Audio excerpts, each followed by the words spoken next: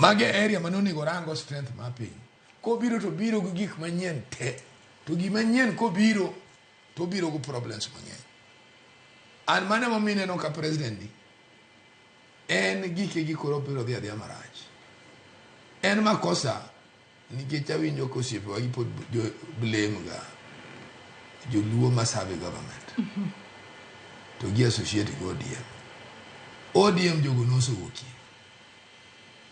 The only thing make mistake any ochung to wacho no wan joluo wa support sirikal. Mondo wan wachop ko mo pro support sirikal. Odungi rando wuoyo, Jakom Raila wuoyo, wan jo piny bende waneno gima sirikal notimo.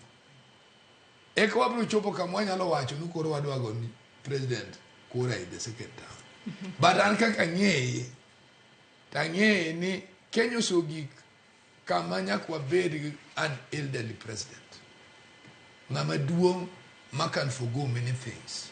And that's why neno ka Kenya no o shape within 3 months. Ka Kibaki ni lodge. To kinyal biro tibedo president. Ikiano jo mimiyo tag ni nyaka chul pesa university gigolo pesa kanye. Ka into ticho kimegi. To ng'ato to president wadu to nyo ka office ni ko we free education owe education ma affordable. Owe bursary owe ango. Magi mane watimo ne nego all these bursaries to work to free education. Ingen jo is another class achiel ka buki inwange class. If they are the school kachati bo yudo book school. Yes. To gigo no ade kanye. Iwinja kanda lo chema ne piny yom. To magigo ne free. Hospital kan ichiedho nyathi ma below 5 years free of charge. Kenyatta ka. Iwinja. No chopo kanye magigi no lal. To gimarach en social media mwado ni we. Jo matindo masani okune kinyi. Gin giweni gidaka wuono kende. And they are also part of the problem. Reasoning mar jowa are looking at income magiyudo. But they are not thinking about tomorrow. Iwinja. So what we need to do right now, ka president wa konyre. Koro we yuak. Okuongo rango strength ma joge. Kisa ni jo matindo somo to gionge tich. To kinyal jopiny ok nyal go ni kura. Ti wacho ni dwa tero gi loka ni export gi. Nukoro tich moko nyati Kenya ka kori dwa no dhi otiwoko. No the yuecho o the temango. You see, and those jobs we wanyalo create kai. Kocho no nyaka we yuech. There was a time when I was young, I think ni wacho ni jo Nigeria, even a university graduate can do cleaning. But you can do cleaning ki understand gima pinyu nitieti rango nga motelo ni. Seche moko ni degree achiel to ngama ni gitebo cha to ni degree ariyo. You know you will understand. To kinyali chopo kama wan watiyo maonge a progression mar assessment. The next thing my president onego tim. Igen Kenya kai ema igolo nwaga budget. Ma wanu kungisi wan to pesa manyodonjiro gini. Iwinja. And countries manage. Sani kirango wane jo ma education chando. Uganda is stable. Tanzania is stable. And kidwang in education chando wa. Toka uona dwa ni iori eji ambetri maru bosia. To rang population mo the school go kinyi. Ked mang dugo Kenya go diambo. Ibono wanga chiegni ni rom. Chiegni na half of that bosia. To kidi Tanzania the same thing. Obed health. Your money borders ka. And mane mo miwi joka ne wacho no. The founders Ramogi ne wacho no. Waket East Africa bed thuolo. Fak ne gini pinja dek. Sane no kagi medre. Mondo kopo ni chieth expensive Kenya. Kaka wan koro wasode sani gik waduto. Gin gik matek. And an annual of Perario Joyce can make you alive in Tanzania. Bi bed mangima ituma very complicated. Man Kenya katwa akian maneno tanda kende. Kinindo wika chiel. To Tanzania to Perario chiedi bi bed mangima. Bi worth bi duogi bed mangima. Jo kato yudo yen kune mwano kwa nyali yudo. To wan bene mwana ge strength economically miwacho no wane the star. Kose pesa wagigi ni kao yodigi to gidonju fukinyi. To bende kuo bende nigi gikone. ingeni nyalo kwale gweng giko ne in min go pesa ma in makuri cha kikwali. You understand? So the best thing is my president of team. Nikech Joyce ingeni kidwari ya piny tirango kum strength ma jomendiko. To kineno ka strength ma jomendiko pesa lale lwetigi. Ngeche ni gino obiro bogi kuomika. Ngeche ni ngama contribute cha wan. So gima jo otim madwa nakwa. Jo mane odhi bo join sirkal. They are there to sell the party. Mondo party chiemo form loch. Gi sell party mane gi sani. Ka gitiyo maber. Eka nyalo wacho, kara ODM ni mano nego ret piny. To edhi no puro wuoga e ODM, puro wuoga e Luo, kanyo koro onge. And one jo Luo, we will only speak. Kwa neno gima sirkal otimo. And nyaka bendinge ni wuoyo kanye. And I really regret this from Joho kata Wandai. Ing'e teta tabeta no, mano bedrock ma jakom. And joko hero jakom, nikech joka thagre. Anaso tipinyo Joyce. Make jo ma unu wachoga, ing'e ji piero kia kalcha maji. Mage jo modhier mogik, manyalo wacho ni e piny mogik economically.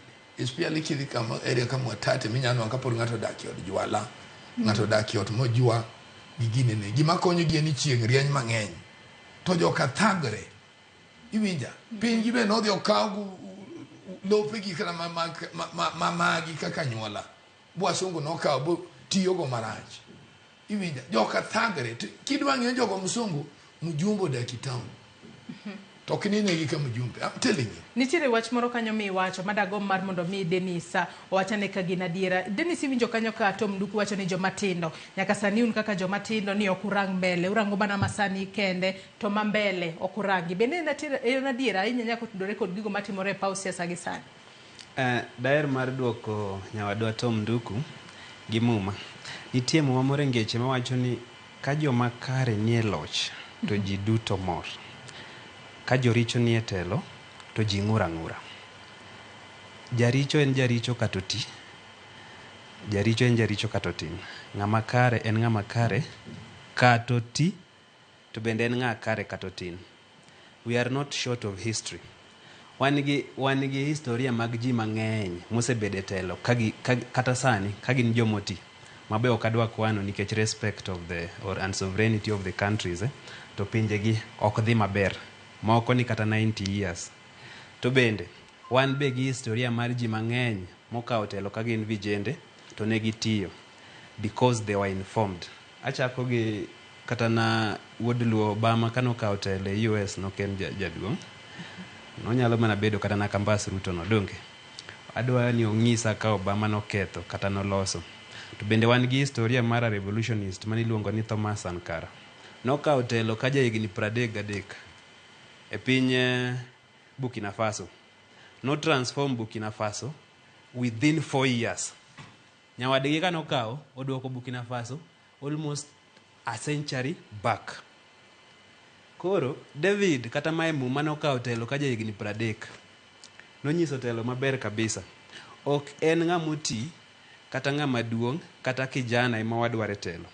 Wadwaro ng'amo ng'eyo gimodhi timo. Nitiere ji moseketi kata na etend migawo gi maik gi oniang'. To bende moko nitie moseketi maik gi tindo. To performance margi has got no relationship with age at all. It is their performance is based on their competence and merit. Koro, leadership is not about age. Yes, it's about the vision to transform. Yes, if you ka uonge gi vision kata maono ma idwa miyo jopiny masa moro be maparo ni chando sirikal mar Kenya Kwanza ni nikech chal ni kane ne ok gi Korea ahinya mar kawo telo. Kasto bende ne gi kawo telo ka gin gi mirima mang'eny kabisa. Koro gik mane gitimo e face mokwongo mar tendgi ne en chulo kuor. Gweng'ani oko, ket ng'ani, kasto giri wading' osiepe. Kato osiepni no en gi case ka EACC kocha mar corruption iketi aketa. Mano e gima notimogi. Koro nok gidonjo gi vision mar transforming Kenya to ne gidonjo gi vision mar kwanza chulo kuor. Emomiyo yudo ka sani koro they are coming back to their senses. Koro sani gichako miyo ji tend migepe kaluwore gi competence. Ok ochuno ni support kata no ki support. Kata en Ker William Ruto tok kane Gen Z osemonjo parliament, iwinjo express kane oloso gi jopiny owacho nang'o okwang'uono. Owacho ni oyie ni nitie gik maricho ma osebedo kadhi mbele. The government kane okawo telo pursuing after Uhuru kiang'o ang'o emomiyo yudo ka giduogo gikethore nikech they did not even have a unified vision. Jalup ker mano yier kode sani ni dala. Mano just within 2 years nyisi ni sirikal did not have a proper vision to transform the country. Koro nyawadwa Mr. Tom, it is not about age. It is about the vision to transform that you require to lead the people and to show them direction. Ka wadhi mbele kod twak marwa, bende wang'eyo ni jogo manitiere ODM, mana kaka wasewacho, Nduku bende wache, Victor bende nosewache, ka bende ka koro ni jogo manitiere ODM, kata mago mane jo ODM to nodonjo tie sirikal, ni nyaka sani koro moko kuomgi osewuok oko ka pamone sirikal, matiende ni gisebedo ka giwacho ni sirikal osebedo ka tiyo e yo makare kendo sirikal onge kod richo moro amora. In bende ilieke kanyo matin ni ok gisebedo ka gitimo maber ahinya kuom pako sirikal, kata bedo ni adiera kata jo Kenya ma kawaida to ng'iyo ni sirikal ok osebedo ka dhi kod jo Kenya e yo makare. ODM sani ochung' kanye? Bende ODM podi nitiere opposition? Nikech adiera kwa ng'iyo kata jogo masani koro Ruto wuogodo tung' mosuo ni gin tuje maricho makwedo sirikal mare. Wanyalo wacho ni gin mana Kalonzo Musyoka gini kaachiel kod Martha Karua ma podi ochung' motegno mar mondo mi okwed sirikal gigo maricho magitimo. Kata kamano chung' mar ODM sani koro en mane sirikal gi sani? Nyalo bedo ni gin koro gisewuok e opposition gin e sirikal kosango matimore, Victor? Yaro kamano Joyce. An kaka ja ODM anyalo wacho ni pod wan e opposition. Gimomiyo pod wan e opposition nikech jowa manyocha watero e sirikal ka nyochi neno kogwe tao e kombe mantie gi mako e chama mar ODM. Koro gidonje sirikal, koro gin civil servants. To emomiyo neno kana chako wacho maber ni gitimo makosa mar bedo ni gitiyo ne sirikal to pod giwuok gidwa chalo jomago siasa. Gima de gitimo en ni de giketo wigi e tich momigi mondo gideliver. Nikech bang' higa achiel bang' ma ji biro chako ng'eyo ni to nyocha wamiyo His Excellency Joe mondo bed minister ma mining. Ang'o gini mosetimo higa achiel mosekalo. To Mheshimiwa Oparanya osetimo ang'o higa achiel mosekalo. Koro gimonego beni gimiyo pek, monego beni gimiyo priority kaka jomo okete e ten migawo. Eni to ang'o gang'o maginyalo deli. Nikech wamiyo gi nying maduong' miluongo ni experts. To ka pod wigi owil ni giduogo gidwa duokore gi jopiny, to ok dhi nenore maber. Sani kom mar ODM en wadwa noti tich mar opposition. Wadwaro ni wane kaka sani wan gi the three deputies. Wan gi Mheshimiwa Sotsi, wan gi Abdul Somad, wan gi His Excellency Governor Simbarati, kendo wan gi jakom mar chama High Excellency Gladys Wanga. Magi e joma koro dong' monego bed ni menyo sirikal kasto miyowa alternative solutions. To bose neno ka gitimo mana diera. Nitie confusion moro mosebet kama tin. Ma ji lombora lombi neno ka samoro gidwaro ni ginind gi sirikal, samoro gidwaro ni ginene. Confusion ne monego koro giwe mondo giwuog oko. Gibed ni ginyalo nyiso sirikal kama sirikal dhi. Nikech wan kaka chama an ok apar kama ne wane gi manifesto mar bedo gi affordable housing. To affordable housing nigi tabu. Ok apar kama ne wane gi manifesto mar bedo gi mar kelo SHA. To SHA nigi tabu. Ok apar kama ne wane gi manifesto moko machalo mar kelo Adani. Tadani nje nigi tabu. Ang'omiyo wa support gik makama kaka chama. Wa support gi nikech wiwodhi owil. Nitiere kisera moro manyodhi obede kindwa gi UDA ma wiwodhi owil gik mane wadwa watim kaka chama.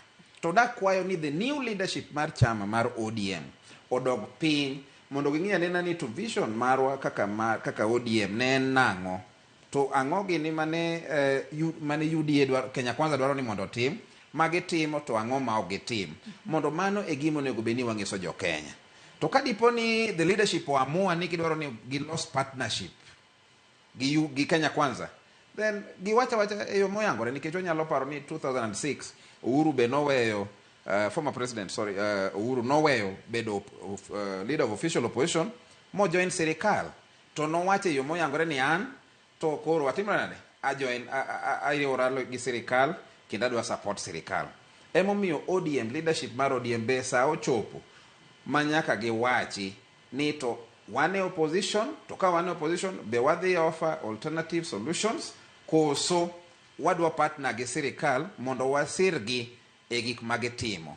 Kok watimo mano to mano emomiyo ineno ka jomatindo sano wuok oko ema koro offer opposition. To jomatindo gi ok inyal igno. Awinjo ko osiep nowacho ka ni jomatindo ni dwa kasora ahinya. But ne jomatindo space mar social media ok inyal igno e siasa masani. Ineno gima nyotimore South Korea ka ji march ochomo the presidential palace. Gigo setimore kata na the Arab world ka jomatindo social media ji tiyogo to nyalo tiyogo ma gol nyaka ng'ato e kom.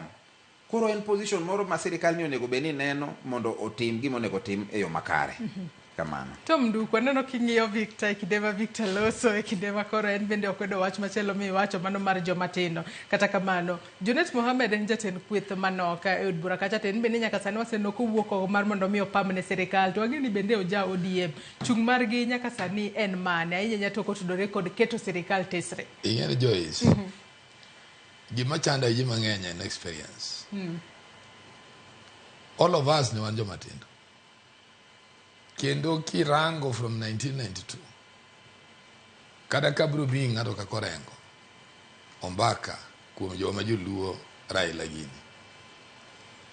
ne gin joma no believe in something kendo ne gitiyo to nitie kama ne gigikie to the leadership ne dhi nyime bochopo kama gibe gi take over leadership iwinja gima chanda joma tindo sani and I comparison moko nitie ma adwan some mikelo comparison teach you how those people are achieving it. Social media ma Kenya ka ng'eny go half baked and fake information as opposed to democracies ma work on those social medias ma wacho gi joka kinwango to give one bare facts ma guide you to reality iwinja and jowa matindo gimatemo wacho en nyaka ng'ato ka ng'ato gi kama ochake kama ogikie nitie kama kada kwaso agitate to kama nitie koro gik wawe leaders wuoyo kaga sani kuri neno leaders wanwang'o ka are missing the gap to Kenya bende wawe neno Kenya onge opposition by now system maro masani and we are a government man can lead and support gimaber to wanyalo oppose be gimarach mane gima miss in mind maji mang'eny giweni kija ODM tinene jo opposition passe onigi ber mana guided with the principle magi mosotemere marach en ka agenda nitie maduong to party needs to sit down to gikolo iye to giwacho ni kaka party my position. I remember and mano winjo ka ng'isi about experience kanene moyo keto piny matek mogik nene nitie budget day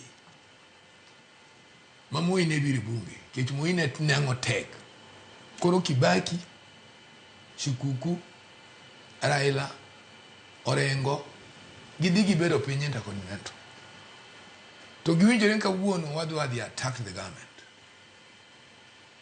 omiyo kwadwa dhi attack the government wadwa chung underwood grounds one standing orders ere kaka wadwa dhi make government ungovernable for them to understand us machiengno nitie joma ne honorable members anyalo paro Molosia nyaka sani ne joma dongo goting'o placards mane wating'o nigi placards mwadwa megi mani bunge kanyo mane gidonjo makane Moi donjo to Orengo chungo na constitutional matter to wacho ni okwanyal dhi nyime go budget karif no reforms ma Kenya ka okwanyal yudo. There was a strategy to majati ngene ponti opposition iwinja so gima osiepena gi wacho nyakwarang ni katiba nago gima walak pinyni en ni parties wone go ber ka bedi bura to winjire ni maigi mwadwa dhi yalo wan gini okele ta agenda ni okwamor ga sa party so wadhi attack nango iwinja so that we are seen to be progressive to kwanyalo wacho ni wan kor wan jo opposition to to wakia kare gimo yernwa nikech wan gi gik mang'eny ma sirikal ni onego bed ni tero thurwa which needs to be measured in that house. Geche ndak isomo budget to nego in sama kapok igo kura onego irang to in constituency magi to benefit nango in that budget. To burden mage mowego your constituency. Nikech economic empowerment man Turkana okrom go man Nairobi. Okrom go man Siaya. Koro in seche moko inyalo chungo na point of order tiwacho na gimu call about health ni an joga pod boro kunyalo do chiedhe ni unless no medo na mai. Mane parliament ma sani wan go. So it's not a question of opposition or what, but any leaders ma mag party ne ubeni concentrate kaka ne jo watimo chon to kaniti agenda ma strong tikelo in the house in a more standing order. Growth mar political management okup jowa nyaka ng'ino piny dongo with experience. Leadership ma Kenya ka sani gore piny nikech onge experience. Everybody wants to be a leader. Kada joma tindo mineno ma dhi furamo ng'eny dwa bedo jatelo. To dwa bedo jatelo pok notelo anywhere. Onge in income onyalo sustain go himself. Oyudo tijino kawuono corruption is back. Kecho be ok onyal deliver. Oben go problems mage. Chon ne nitie values. Gima nyaka warang in this country. En kaka wanyalo make everybody engaged. Mondo nwang'an aning. Mondo sami dhi telo. To nitie reason makoro goli idhi telo. Idhi serve jo piny. Ok nene first employment. Gimaraji Kenya ka politics has become as an employment. You look you teach. And that is where the problem is. Mane umine no kitaji mang'eny ma agitate. Gi agitate kana yod. Ing'e politicians in mabus mangi joma tindo. Maka kioro gimoro gokinyi to in mabus.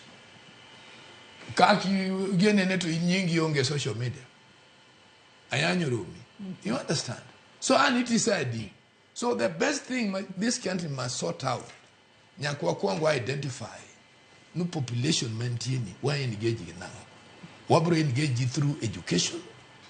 Nyakwa streamline education Roma standard maber. Tuange no kaji ease out. Jomo ease out kapo jomo kodi nyime gisomogi ginto gede kanye. Jomo ease out kodi ko diploma ginto gede kanye. When we engage the population in a working environment, in a reasoning environment, to be able to solve many issues. The question here, any opportunities tin, to kun opportunities tin no, jotelo mantie, including everybody, is around politician, they only think of how to milk what has come. But kakwa generate moro unge. That is where we have a problem. We have never understood value mar Kenya. Neno sungu nyalo biro ka gold. Oketo jotaita ravera kunya ng'anko nwango nito mono wanchane to wacho koro dinuru nyaka duogo. To ka macho dhi go oko. He makes a kill. Kendo duogo. So ka minerals only made Tanzania to achieve what they achieved during Magufuli time. Want ang'omio wawe gigo pod wadwa tax jasokoma. Mai korndara. Nyama uso mandazi. Ngamuni girom go iduka. Nyene kana na Tanzania kai. Neno go save na you about age. Tanzania again Uganda kai. As much as Museveni may be bad, tingeni chimen ga affordable. Manu benye education ngene na affordable. Uganda ka.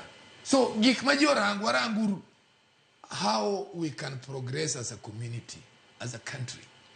Iwinja. Kaka wan jo luo gik mwadwaro sani enini ni wan gik manene miyo wan gi lope mang'eny mane ipidhe niang', ipidhe mchele, ipidhe cotton, gitimang'o sani. Magi gik mane warang. Nikech governance wada gimoro fattening. To gidhi ginyiewo dhok mang'eny to bangi gini higa achiel to dhok otho te. Get extension officers. We wawinja ne Dennis pach Dennis Allo bende jaseza kutudore kod kweth mapengo piny owacho bende pod wantiere kode motegne pacho kae kose koro nikech wang'e ni kinde mathoth jogo manitiere ODM bende mane wuok oko motegno mano mar kwedo sirikal kata kamano nyaka gisani waseneno ka moko kuom gi koro odonje sirikal pako sirikal gokinyi gotieno giwacho ni sirikal ni ber kata gigo mane gikwedo e kinde mapok ne gidonje sirikal sani koro giwacho ni ber sirikal osetimo makare kinde duto. En gima jalup ker mane en jalup ker ndalo President Uhuru Kenyatta ne luongo ni a mongrel of a government ma be sani koro en ker ma pacho kaendi. Kadwa chako en ni Kenya en piny demokrasia. Tiende ni tend jopiny gi jopiny ne jopiny. Sasa mantie demokrasia tiende ni nitie yiero. Kotim yiero nyaka ng'ato yombi to nyaka ng'ato yombi. Ng'amo yombo kao loch to chako telo ne oganda. Ng'amo yombi e democratic countries chiwo gimiluongo ni alternative governance. Criticize the government where they go wrong to bende gimiyo gi support kuma gitime maber. Ng'amo yombi cha okolo ni koro en adui mar government. Ochiwo mana gimiluongo ni alternative governance. Seche mawuoye kama sirikal matiyo en mar Kenya Kwanza. Sirikal jok manobedo namba 2 ne gin ODM kata Azimio. Ne gidong kaka jok machiwo alternative governance. Esechegi e parliament koja gin wan gi majority, the leader of majority gi leader of minority. Leader of majority is supposed to oversight. Of minority is supposed to oversight. Koro gima timore e ODM sani ok en gima ber an kanyalo wacho nikech chal ni ODM kata king'iyo pok gibedo piny ma giwinjore ni gin kanye. Kiwinjo kaka Secretary General mar ODM wuoyo opogore gi kaka minority party minority in the National Assembly wuoyo. Kiwinjo kaka jok moko MPs moko e ODM machalo kaka Caleb Amisi wuoyo opogore gi kaka jok moko wuoyo. Kiwinjo kaka Babu Owini gini wuoyo opogore gi kaka Junet gini wuoyo. Mano nyiso nang'o? Onge direction ma jatend ODM osechiwo e yo maler. Gima ODM nyalo timo en ni giluong bura giwinjre niya wan broad based government. Ang'o ma wa support e government to ang'o ma ok wa support. Otherwise gima nenore lela en sani ni en koro en jotelo e ODM wamechanganyikiwa, they are confused. Gitemo somo language mar baba to gikia kata gisome maber kata gisome marach.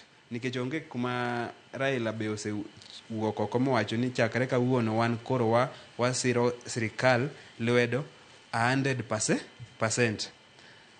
Onge kuma osewache kamano. Koro jok machalo kaka Sifuna wacho ni we are strongly in opposition kendo wa correct government. Jok machalo kaka Junet wacho ni wane e government 100%. To gima nyalo daer mar kwedo kabisa en gimiluongo ni blind sycophancy. Ma jok machalo kaka Junet gini dwa tero wae. That is not what we have been known for. ODM en chama mosedak kinde mang'eny moloyo parties tema sani koro wan godo almost 20 years. And we have been known to stand with the citizens of this country. Gima koro wadwa timo ni wachalo okal tako kato ndiek mano kao yore ariyo cha. Wamako migepe tetetete mag opposition to yieno be e government ka be wane mwa support. Koro wageng'o jok moko kuom correct sirikal nikech wane mwa positions machalo kaka minority whip, wane minority leader, wane ma wantie to sirikal be ok wa correct. Let us be truthful. Wabed piny kaka jo ODM wawinjre ni kato bedo ni wane a broad based government. Coming together was not meant to support everything the government does. Noningo be ni wamiyo sirikal yot mar neno ni sirikal otiyo ne jo Kenya nikech waduto te kato bedo ni wane chama opogore dwachwa en neno ni lokruok obire Kenya ka kendo japiny ma kawaida winjo lokruok no.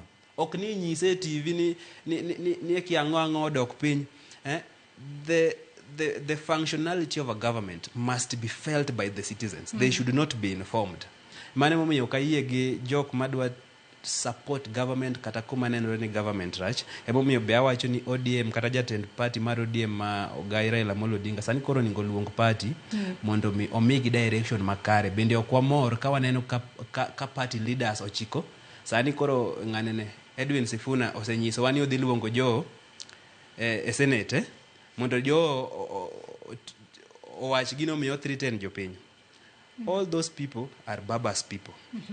That wrangles is not going well for ODM. Mano nyiso ni pok giyudo direction monego bed ni giluwo. Aneno ka Dr. Jerry Beningisa ka ene ayie kod rawera no, age cannot define leadership. Most good leaders who have been leaders, who have taken leadership position when they are young, managed to do so because they resonated with the people at the time. Watching the youthful leadership connects the extreme generation. Ongisa ka ene tell Tom, ni leadership is God-given, okay, na experience. Management need experience, not leadership. Actually, jomadongo go, gi experience go. Gi experience gi no, emoketo wa shida mawan go. Irokamana enya Dr. Jerry kuom ote ma ichwalo no. Nyaka Ramogi Joang, yena mar mondo mi akaw yoyo madundo gi sani ka waduogo, to adhi mbele ko twak marwa, kik idhi mabor.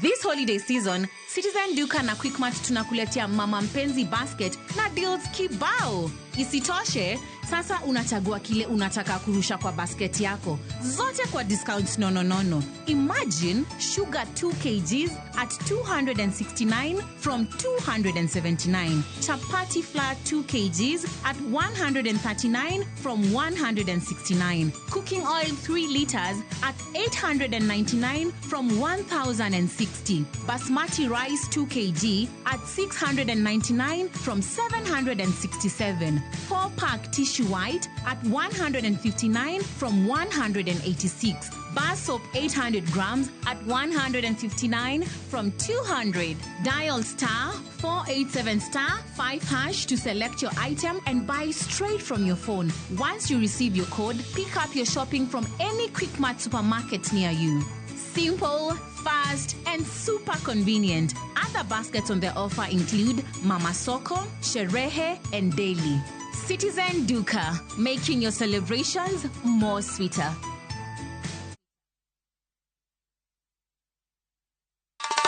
Ma e chenro makeloni danji maliet. Ma e chenro makeloni weche mamolo seche duto. We are only beating job. Kik od belo bai. Kawuono an kod moral mar mdakel belo kaka winjore. Ma e chenro makeloni duond yawuoto nagi. To wakwayo rowere bende kiyudo matin kik icham te ikungo. Duond mine Kaja odi miyo nigi pesa malo dichuo. Support. kod ohala. Gimotimo as a fashion house, we measure in both ladies gi chuo. Mane mbak ndalo chakre wuok tich nyaka tich abich saa 8 odiochieng'. Mane Ramogi TV.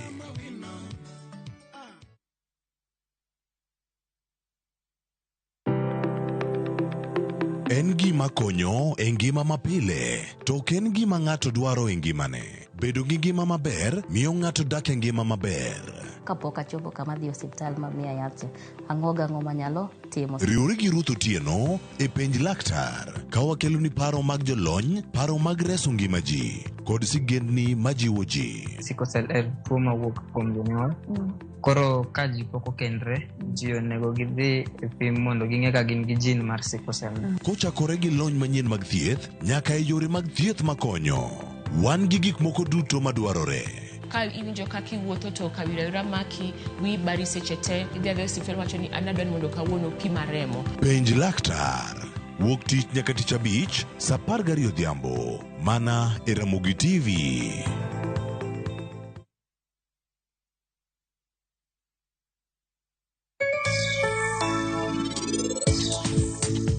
Ohala dwani mondo kiyawo kichake to account mar ohala bedo account mar ohala. Ok inyal riwo pesa mar ohala to gi pesa ni mar ofuku ni.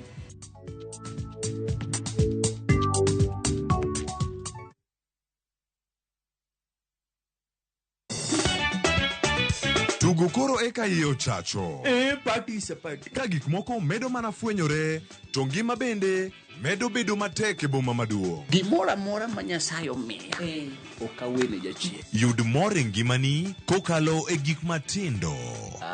Onge ka mwaluoro bwana ochiel chunye ni wakete pile wacham. Ni ane ngima Nyarkochia kod osiepene kachiel kod joodgi. Kata let ne nyiere ya e lak chogo. Ok ginyal weyi ma ok inyiero. Ano ka ero joma ero walo. Ano ka ero ng'at manyisa gik moko. Nyarkochia, tich abich ka tich abich, saa 1:55 otieno. Mana e Ramogi TV.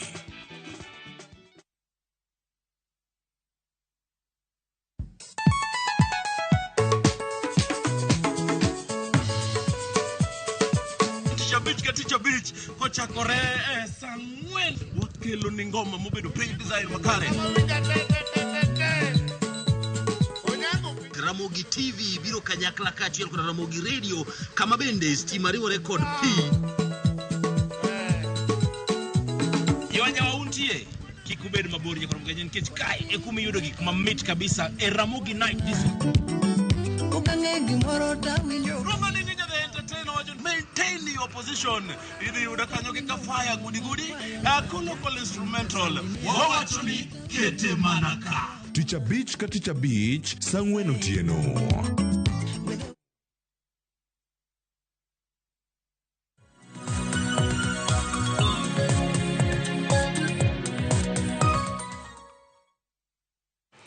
Machiegni kendo nyakwa Ramogi Ajwang' e tielo mogika twak marwa mokwongo e chenro mar piny okinyi ma kawuono. Kapo ni kitudri kodwa gi sani antiere kae kod welo adek, Tom Nduku janon weche mag siasa, Dennis Alo jasiasa kachiel kod Victor Oindo janon weche mag siasa. Med chwalo ote magi anenogi abobedo kasomogi kapok watieko twak mar okinyi ma kawuono. Gi thuolo ni dago mar mondo mi bende watwage kotudore kod kaka kamiti mar riwruok mar kanise ma pacho kae, mano the National Council of Churches of Kenya. Nyaka sani koro giyuago chal marach ma piny Kenya magipimo mana gi jatuo ma oheore manitiere kind akuru gi asumbi. Kabende nyaka sani koro nitiere moko kuom gigo mane giwacho nonego bedni iketo kare ma giwacho ni kotim ka mano to nyalo bedo kata nyalo miyo jo Kenya odhi mbele kod ngima gi eyo makare. Kwa nyalo mana ng'iyo ote mano mar riwruok mar kanise, mano mar National Council of Churches of Kenya, ote mar NCCK ting ma jo Kenya nitiere godo. Ne giwacho kanyo ni bed gi ng'eyo e wi chal mar Kenya, sund sirikal ochuog IEBC, gol jotelo ma ok ti e apis, sund sirikal ober sekta mar thieth. Mano ote mane gichiwo ne jo Kenya wi ting mar jo Kenya.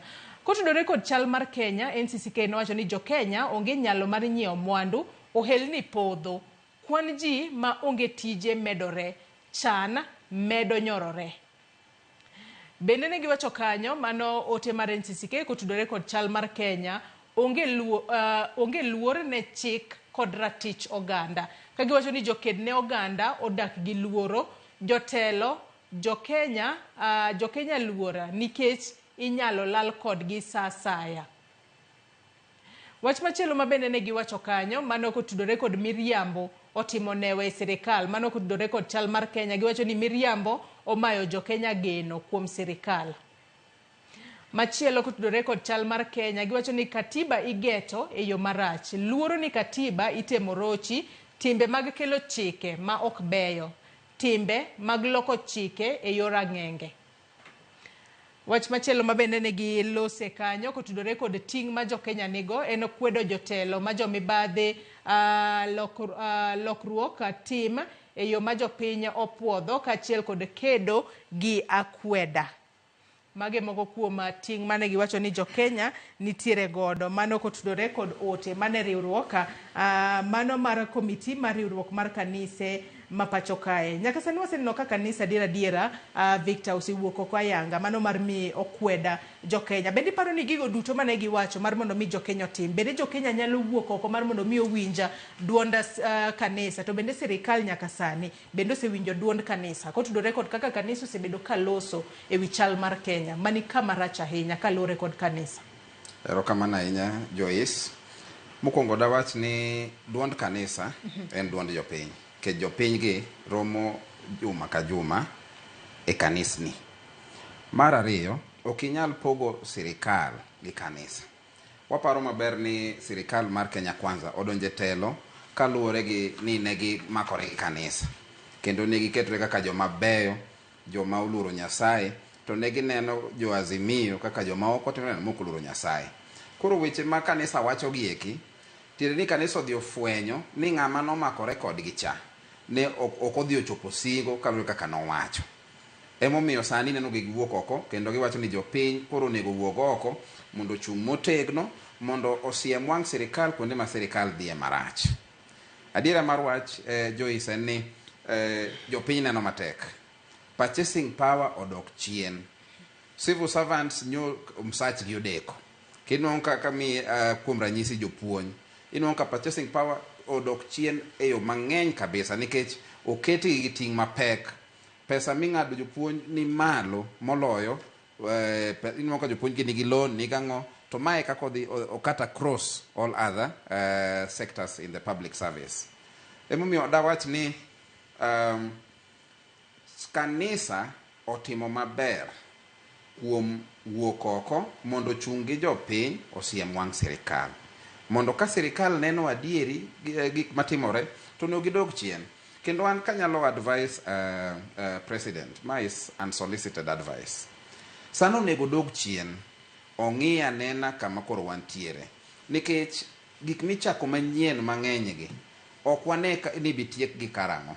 Sani wan gi tabu mar IBC pok oketi. Mamano be gima nyalo biro miyo ji medo wang' kadhi meke ji neno ni mano ng'iso nopango kako nyalo timore kaka pura nyalo dhi marach samoro mbele kacha. To dadwar ni okwongo ng'i ane projects mano ochaki kata gi the former government be inyalo tiek gi kapok wakelo manyien gi. To manyien mikelo gi be ket gi e yo ma open, team public participation mondo mi jopiny ong'e gima nikech sani wan gi public awareness. Ji ong'e gima timore e Kenya ka onge gima inyalo tim e yo masiri. Kotim public participation maber to jopiny ng'eyo ni to sama koro wadwaro ni wa improve airport. Nikech airport nyaka wa improve. Wadwaro ni wa improve airport.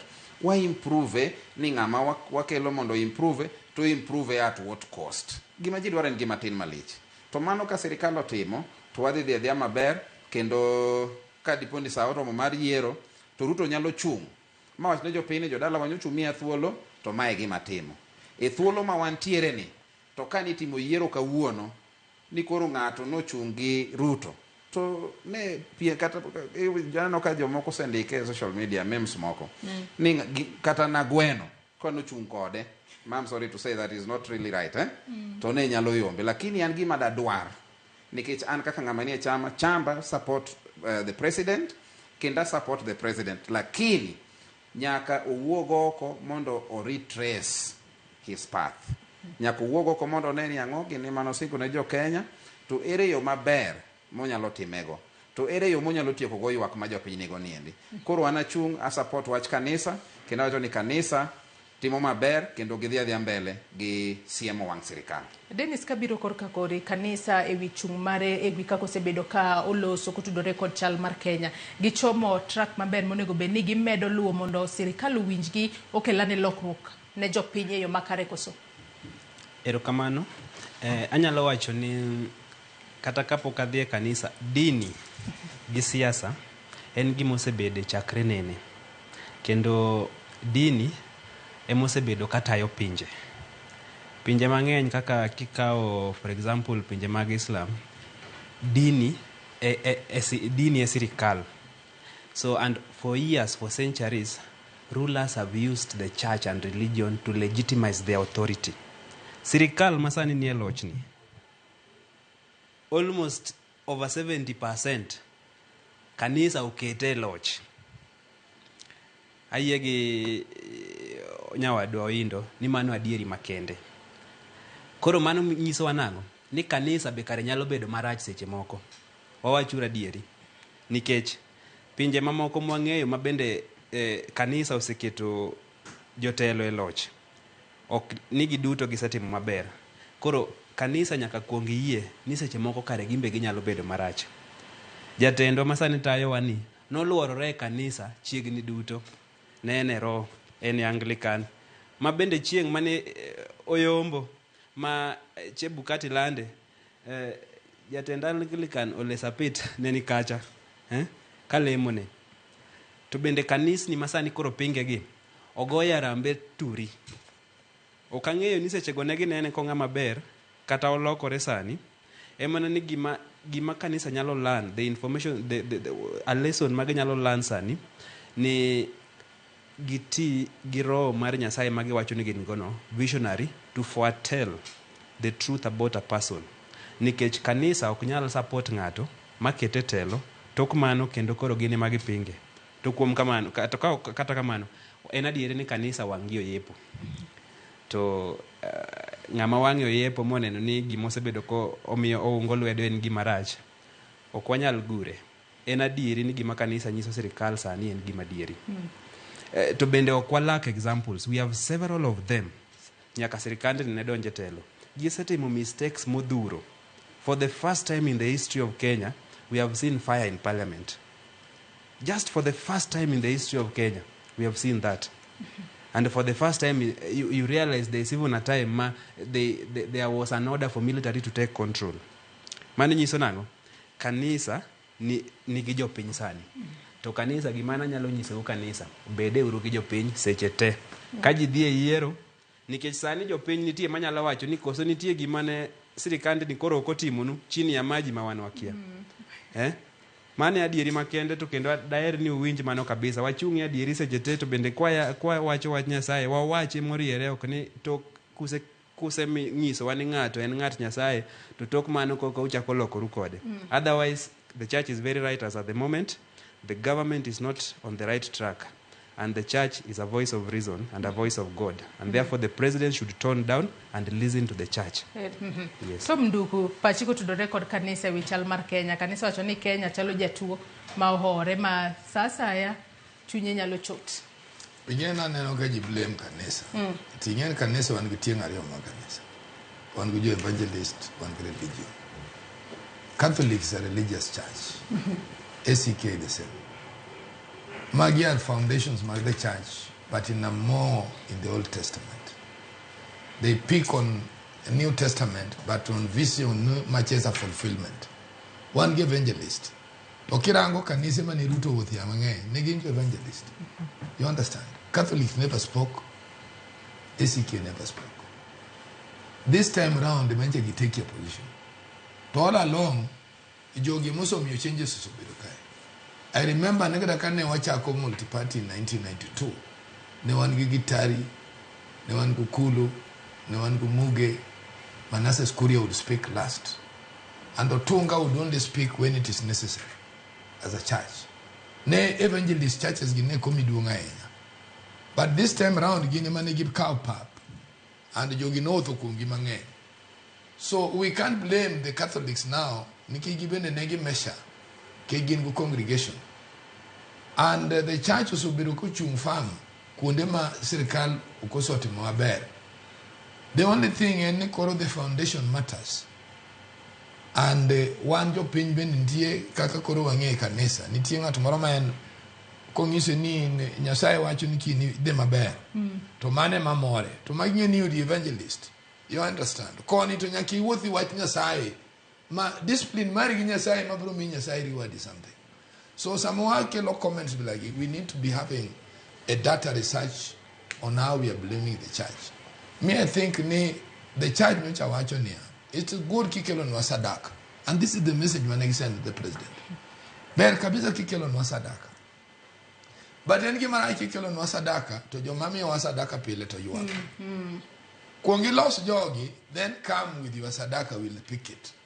That is the message to the president. Kikwaka ugino negatively. It was very proactive. Ni kuongi loss, ni kegi kuongo gi wuoyi gik momio they are making that decision. Koro gimane gi wacho ni president, kuongi loss jowagi, ke jowagi ywak nwaka. Mi okta samon mwalando koro sanche moko nyak walok, warang Biblia ma wuoyi thagro. Manyalo hoyo chunji. Manyalo hoyo chunji. Koro dog pesa ni, mondo chieng ma jogi obedo kare. Wabende waneno ka gin kare nikech waneno bop mar sadaka. To ka gichandre to waneno ka sadaka dok piny. That is the message to the president. So gimanyaka ji differentiate. That's why I'm saying let us not be politician in everything. Jomanye gini odwoko chien makoro mas reason. Gima Yesu ne dwaro gin jo evangelist. The religious were okay. The moment okay take a position, now people started knowing the foundation of the church nigi something. So the best thing in here, nikech kirango jo evangelist mang'eny go, moko bende ywaka nikech ng'ate mano pako sirikal olengo oko. You understand? Emomiyo koro giwuok aggressive. Again, when we come back, Kamakuro and analyze the things, it's different with the way people see things. But I think ultimately, the church ma Catholic, ange no, one major following. Tojo wagi okudi maber. That's why Nigi take a position. And Ibro Neno Sani, the church will have a sound. Iwinja. Enanse moko, bene nyakingi into churches wagi bedo governor. Because moko things are not good in Nyanza.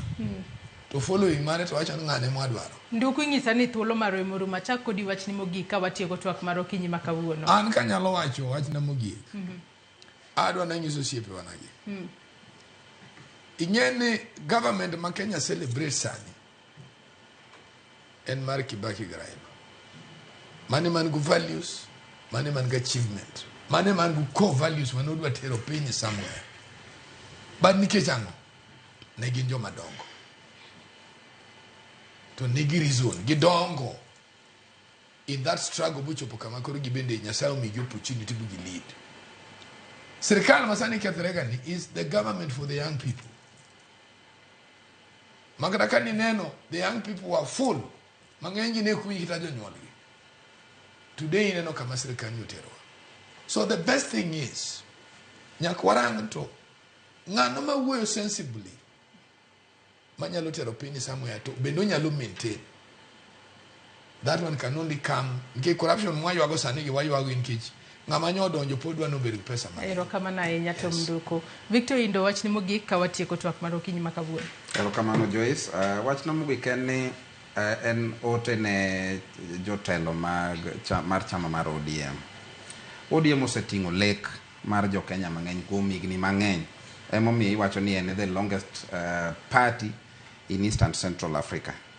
To confusion masani ni e chama ok en gima ber. Onyalo wito johera mang'eny ka confusion mantiere nikech iwinjo duonde ji wuoyo mopogore opogore. Gima jagoro mar chama wacho opogore gima minority whip wacho opogore gima osiepe mag chama be wacho. Koro da tero ote ne jotelo mag chama niya giwuog oko mondo gichiw a position mar chama mondo jopiny ong'e ni to chama wane pod wane opposition to ka wane opposition what they offer alternative solutions koso wase move from miyo jowagi experts makoro wa partner kodgi. Are we partnering or collaborating with the government koso pod wane opposition? That confusion must be made clear. Mondo mi johera mag chamo bed kong'eyo kaka gidhi mbele gi siasa. Ero kama na inya Dennis wach ni mogik ka watieko. Yes, mana mapiyo piyo. Otena en jotend piny tete kato bed governors, MPs, president, ministers. Mana gima nasewacho mondiki ni ka joma kare ni e loch ji mor duto. Joricho ka ni e loch ji ng'ura ng'ura. Penjre uru ka in jatelo bende ji mor kodi. Mar ariyo kendo mana mapiyo piyo daer mar wish Right Honorable Raila Amolo Odinga success e campaign mare modhigo mbele sani mar bedo jatend commission matayo weche mag Afrika. Kendo mogik angiso jopiny ni sechegi makamagi pidhuru yien. An kaka ng'at ma support weche mag environment angiso ni pidhuru yien en gima ber kendo luoka luora marwa bende onyalo konyo e weche machalo kaka oula makoro hinyo jowa e seche makamagi eki. Ero kamano inya Dennis Alo jasiasa to mduku janon siasa ka achiel kod Victor Indo janon siasa kuom kawo thuolo mar okinyi makawuono mar mondo mi ubi watwaga kotudore kod chal mar Kenya. Wageno ni serikal biro bedo ka winjo ywak mar jo Kenya ewi chal mar Kenya ma ok ni kare kendo mar mondo mi giket okenge piny e yo makare ma inyalo miyo ngima temo mbekore ne japiny mar mondo mi japiny owinja ne mit mar bedo ja Kenya maonge achiedh nade mora mora. Nyakora Ramogi Ajwangi kanye mochopo godo e giko mar twak mokwongo kinyi makawuono. Kata kamano chenro magwa pod dhi mbele. Akaw mana yweyo madundo gi sani chenro mabiro bang' mae en pok opogore ma itayo kod Sharon Ong'aw. Kik idhi mabor.